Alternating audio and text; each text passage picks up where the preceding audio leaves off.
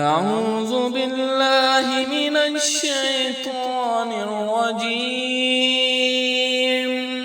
بسم الله الرحمن الرحيم. يا